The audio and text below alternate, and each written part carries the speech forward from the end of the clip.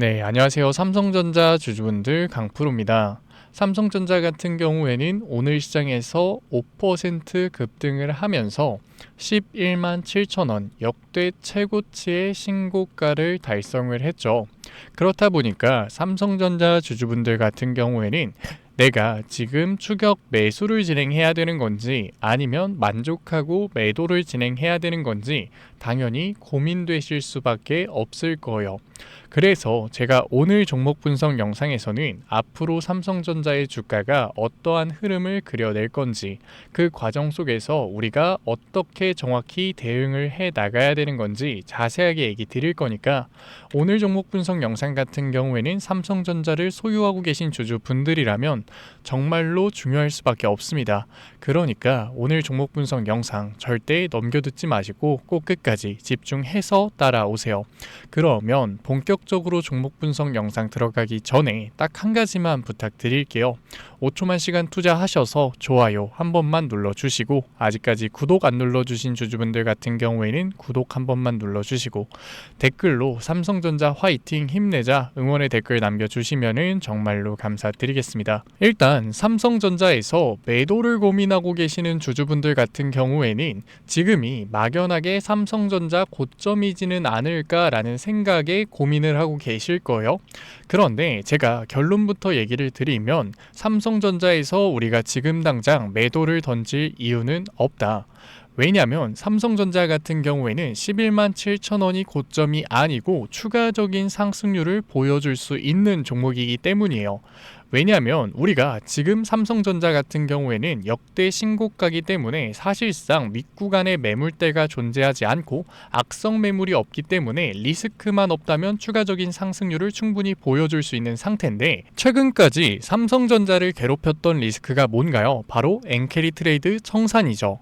엔캐리 트레이드 청산 같은 경우에는 삼성전자의 소폭의 변동성을 만들어냈지만 주가의 급락은 만들어내지 못했어요. 왜 그런가요? 그 이유가 뭐냐면 일본의 중앙은행이 금리 인상을 발표를 하긴 했지만 추가적인 금리 인상 기조나 국채 매입의 증가를 발표하지 않았기 때문에 일본의 엔화 가치가 급격하게 상승하는 게 아니라 완만하게 상승하는 시장이 만들어졌다고요.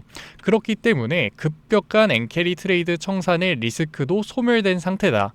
그러니까 역대 신고가를 뚫고서 올라가고 있는 삼성전자 같은 경우에는 추가적인 상승률을 만들어낼 수 있는 거죠. 왜? 삼성전자의 상승 모멘텀은 아직까지 끝나지 않았기 때문이에요. 메모리 반도체 시장 같은 경우에는 쇼티지 현상이 2027년까지 이어질 거라고 하는데 벌써부터 HBM의 마진율을 D램이 따라잡고 있는 모습을 보여주고 있죠. 그러니까 삼성전자 같은 경우에는 메모리 반도체 시장에서의 수익률이 폭발적으로 증가할 수밖에 없고, 게다가 메모리 반도체 사업뿐만 아니라 파운드리 사업 분야도 추가적인 영업이익이 나올 수밖에 없을 거예요. 왜 그런 거냐면 지금 시장의 흐름이 어떤가요? 아직까지는 엔비디아 칩의 수주가 압도적으로 많아요. 하지만 구글이 TPU를 성공시켰죠. 구글의 TPU 같은 경우에는 구글의 에이직 칩이거든요. 개별 맞춤형 칩이라는 거죠. 그래서 구글은 TPU를 성공시키면서 엔비디아의 영향력을 압도적으로 줄여나가고 있어요.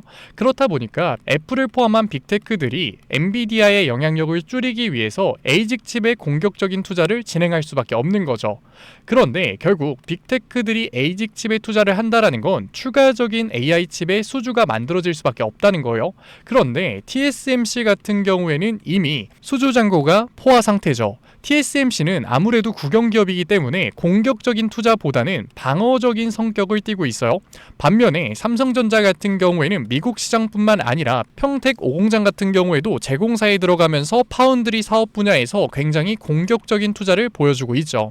그러니까 메모리 반도체 사업뿐만 아니라 삼성전자 같은 경우에는 에이직 칩에서 수주 잔고가 늘어남에 따라서 파운드리에서 추가적인 수주가 발생될 수밖에 없는 거죠. 지금의 테슬라처럼. 게다가 여기서 정말 중요한 게 뭐냐면 오늘 수급을 보게 됐을 때 삼성전자에서 외인들 1,000만 주도 넘는 강한 매수세가 들어왔거든요.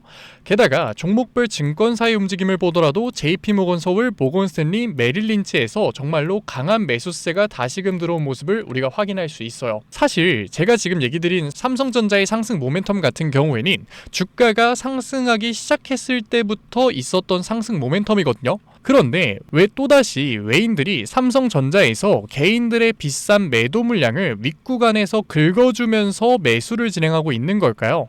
여기서 환율이 굉장히 중요한데 최근에 환율이 고점을 찍고서 하락 추세로의 전환이 만들어졌어요. 그러면 외인들 입장에선 어떨까요?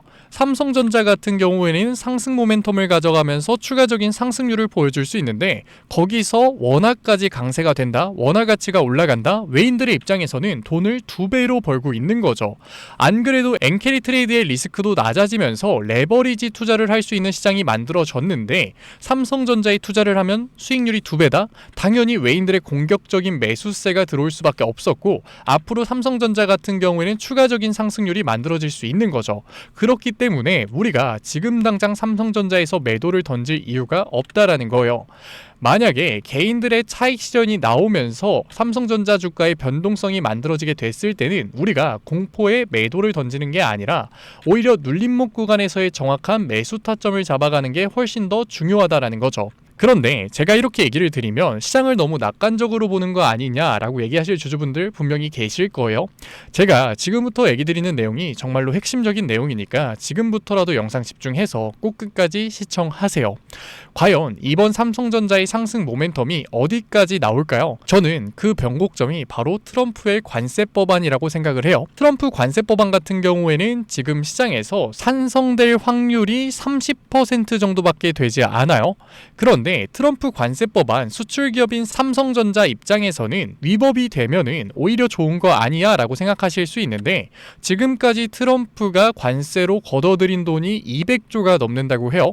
그런데 트럼프 이 200조 어디다 쓰고 있었나요? AI 인프라, 전반적인 데이터 센터 증설에 투자를 하고 있었다고요. 오라클 같은 회사가 미국에 정말로 큰 수혜를 받고 있었죠. 그런데 오라클 투자 유치 문제만 나오더라도 AI가 버블이다, 주가가 급락을 했는데 과연 미정부의 200조 투자금이 AI 섹터에서 사라지게 됐을 때는, 회수되게 됐을 때는 시장의 분위기가 어떨까요?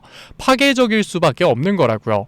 제가 파괴적이라는 워딩을 쓰다 보니까 부정적으로 생각하신 주주분들 분명히 계실 텐데 제가 얘기 드린 게 아니라 트럼프가 직접 얘기를 한 거예요.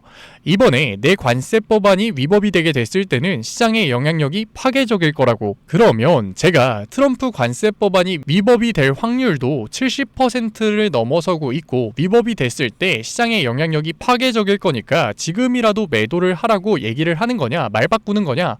그게 아니죠. 트럼프 관세 법안 같은 경우에는 내년 초쯤에 결과가 나올 거예요. 그런데 여기서 중요한 게 뭐냐면 아직까지 트럼프 관세 법안은 시장의 관심을 덜 받고 있다라는 거예요.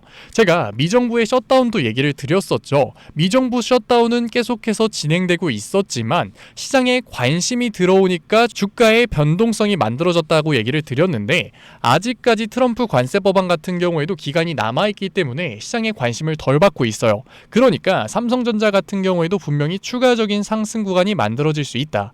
하지만 주가의 변동성이 생겼는데 그 변동성이 개인들의 차익 실현이나 매물 소화 현상이 아니라 트럼프 관세 법안이 시장에서 관심을 받으면서 그 변동성이 만들어지게 됐을 때는 미 정부의 셧다운처럼 우려의 목소리가 나오면서 AI 섹터의 전반적인 투심이 꺾일 수 있는 요인이기 때문에 우리가 추가적인 상승 구간이 만들어졌을 때 리스크를 낮추기 위한 비중 조절이 중요해질 수밖에 없다라는 거예요. 그러니까 우리가 삼성전자 추가적인 상승 구간이 만들어진다고 해서 막연하게 관망하면서 박수만 치고 있는 게 아니라 결국 트럼프 관세 법안을 시장이 어떻게 받아들이는지 파악해 가면서 윗구간에서 대응이 정말로 중요해질 수밖에 없다라는 거죠. 물론 트럼프 관세 법안 위법이 안 될 수도 있어요. 그런데 제가 얘기 드리고 싶은 내용이 뭐냐면 트럼프 관세 법안은 위법이 되든 위법이 되지 않든 중요하지 않다라는 거예요. 미정부의 셧다운 같은 경우에도 원래 계속해서 진행되고 있었던 거예요. 그런데 시장에 관심이 들어오니까 결국 해결될 수밖에 없는 미정부 셧다운임에도 불구하고 그 이유로, 그 핑계로 주가의 하락 변동성을 장기간 동안 만들어낸다고요. 그러니까 우리가 결과에 집중을 하는 게 아니라 시장의 분위기, 반응을 보면서 윗구간에서 대응을 하는 게 중요해질 수밖에 없다라는 거죠. 그러니까 삼성전자 주주분들 같은 경우에는, 왜냐면 우리 주가 상승할 땐 누구나 다 좋잖아요. 하지만 우리가 고점에서의 대응을 하지 못하고 주가의 강한 하락 변동성을 맞이하게 됐을 때는 얼마나 고통스러운지는 우리가 직접 겪어봐서 알잖아요. 그러니까 우리는 더 이상 감정적으로 기대감을 가지면서 투자를 하는 게 아니라 미리 대비를 하고 적절한 대응을 하는 투자로 삼성전자에서 안정적인 수익률 만들어 가 보자고요. 변동성에 휘둘리는 게 아니라 변동성을 이용하는 투자 진행해 보자고요. 삼성전자 얘기는 여기서 마무리하도록 하고, 지금까지 종목 분석 영상 시청해주신 우리 삼성전자 구독자분들 정말로 멋지십니다. 과거부터 제 영상을 보시면서 따라오셨던 삼성전자 구독자분들 같은 경우에는 추가적인 수익률 만들어가고 계실 것 같은데, 앞으로 저랑 같이 추가적인 수익률 만들어가고 싶으신 주주분들 같은 경우에는 구독 한 번만 눌러주시고 댓글로 응원의 댓글 남겨주시면 제가 한 분 한 분 읽고 있으니까 정말로 감사드리는 마음에 다음번에 훨씬 더 좋은 종목 분석 영상으로 찾아뵐게요. 그러면 지금까지 증권맨 강프로였습니다. 감사합니다.